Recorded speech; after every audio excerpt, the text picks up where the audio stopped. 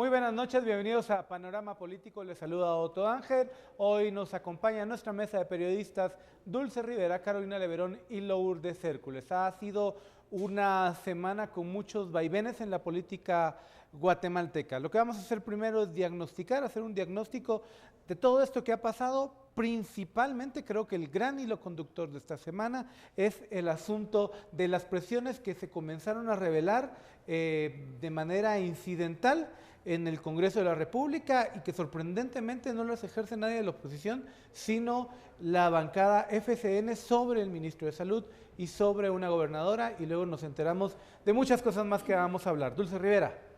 Bueno, así es. Realmente es sorprendente cómo la misma bancada oficial se está destrozando entre ellos mismos, empezando por las constantes citaciones que tienen al ministro de Salud y que el mismo ministro ha dicho que diputados, en su mayoría de FCN, le han hecho sugerencia para la contratación de personal. Quizá muchos no lo ven como un delito, pero sí es algo como una influencia que ejercen los mismos diputados hacia algunos funcionarios públicos, alguna práctica muy recurrente desde hace muchos años, y ahora bien con la gobernadora, que aún todavía hay muchas dudas que despejar. Entre los mismos congresistas se están contradiciendo en cómo ocurrieron los hechos. Algunos dicen que la gobernadora lloró adentro, otros dicen que salió llorando, pero en fin, lo que sí se sabe es que pues hay algo ahí que no está bien, y es el hecho de que a puerta cerrada, en lo privado, se estén reuniendo en citaciones que deberían ser públicas con gobernadores departamentales, que si bien muchos han dicho quizá los diputados no lograron tener la incidencia que esperaban para el nombramiento de estos, y ahora lo que están haciendo es tratar de presionarlos para conseguir quizá no plazas, sino bien obras en estos departamentos, principalmente en estos distritos que han sido cooptados históricamente por los congresistas. ¿Cómo se asume desde la cuna de la nueva política, que es la propuesta de Jimmy Morales para gobernar? Tú, Carolina, que cubres la fuente del presidente. Sin duda este es únicamente el reflejo que la antigua política se mantiene, y pues no estamos viendo nada de la nueva política, al contrario. A mí lo que me llama la atención es que prácticamente posterior de que sale este escándalo de la gobernadora, que sale llorando de la citación, a la cual, como decía Dulce, fue pública, fue privada, ¿por qué después salen señalando que lo que querían decirle a ella era decir que reaccionara a un tema de corrupción que se estaba dando en el departamento? Y incluso el vicepresidente Jafet Cabrera se atreve a decir de que no necesariamente pudo haber sido increpada en esa reunión, sino que pues un aspecto emocional, solo le faltó decir por ser mujer. Entonces sí, es muy lamentable esto que ocurrió, y la reacción del Ejecutivo, las declaraciones del vocero presidencial reaccionando a esto, primero diciendo que el presidente no se había comunicado un día después con su representante para pedirle una explicación, y después justificando que las presiones son apegadas o eran apegadas a derecho. A ver, lo que estamos viendo también en lo que estuvimos viendo esta semana, pero que no quiere decir que solo esta semana se ha estado dando, sino que han sido presiones que se han dado a lo largo de este gobierno, pero estoy segura que también a lo largo de gobiernos anteriores, es una extorsión. O sea, con todas sus letras, lo que los diputados están haciendo es una extorsión a funcionarios.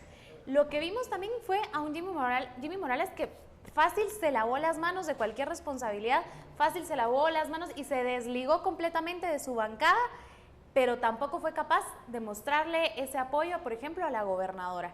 Tampoco fue capaz de venir y exponerse o dar la cara por ella, sino que prácticamente se lavó las manos y se desligó de la bancada. Y él, yo aquí no me ensucio, que se ensucie la gobernadora si quiere, que se ensucien los diputados si quieren, pero yo aquí no me meto. Él lo que dijo fue, el Ejecutivo es, que vean lo que está haciendo el Ejecutivo, o sea, yo respondo por mí y nada más. Entonces prácticamente un Jimmy Morales solo. Pero por otra parte también, como los diputados en el Congreso vienen y le dan un no al veto que ya el Congreso, que ya Jimmy Morales había puesto sobre el tema de que los funcionarios o los ministros se vieran obligados a llegar a las citaciones del Congreso de la República, y si no, pues esto sería penado. Creo que sí, por la dinámica que terminó tomando la semana.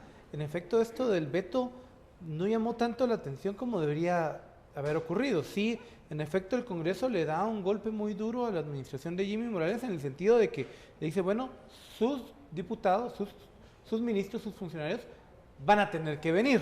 Ahora, creo que de manera alguien muy conveniente termina abogando a favor de Jimmy con todo este escándalo de Jimmy Morales, del presidente de la República, quiero decir, mostrando que los extremos de citación caen en extorsiones al final de cuentas. Prácticamente eso fue precisamente lo que incluso de la misma bancada oficial quizás se quiera deslegitimar un poco la figura de la citación, y con este revés que tuvo el presidente al que siempre quedara en el encarcelamiento a los ministros y funcionarios públicos que no llegaran al Congreso. Entonces yo creo que esto de las citaciones le lanza un mensaje bastante fuerte a Jimmy Morales, y sobre todo que quién está controlando el Congreso de la República, que en este caso... Pero también veo que se fueron a un extremo totalmente perjudicial para cualquier estado, teniendo en cuenta que entonces los ministros van a pasar más tiempo en el Congreso que en sus mismas funciones. Hacíamos las cuentas de las citaciones que se llevan hasta este año y son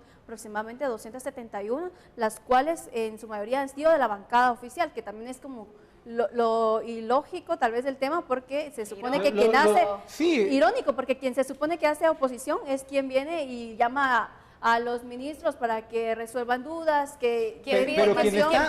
pero quien está más necesitado hoy de contratar gente y de acomodar a sus cuadros es el oficialismo, porque al final de cuentas uno vio desde enero, quizá desde diciembre del año pasado, cómo FCN tenía peleas a lo interno durísimas que hoy incluso podrían explicar la razón de estas disputas que se ven y el famoso chat del diputado Giordano con Javier Hernández, jefe de bancada. Esta gran cantidad de citaciones lo que están haciendo es reflejar eso, cuando debería, como dice Dulce, ser la oposición la que esté pidiendo el rendimiento de cuentas a los ministros, o sea, la oposición el que le esté contando los pelos al gobierno de Jimmy Morales y no la misma bancada, es decir, realmente suena algo irónico. Yo creo que estas negociaciones de recibir diputados de otras bancadas le está pasando una factura bastante alta al Ejecutivo. Pero lejos de eso, que no era de ellos. Pero también lejos de eso, vemos que si se supone que era una nueva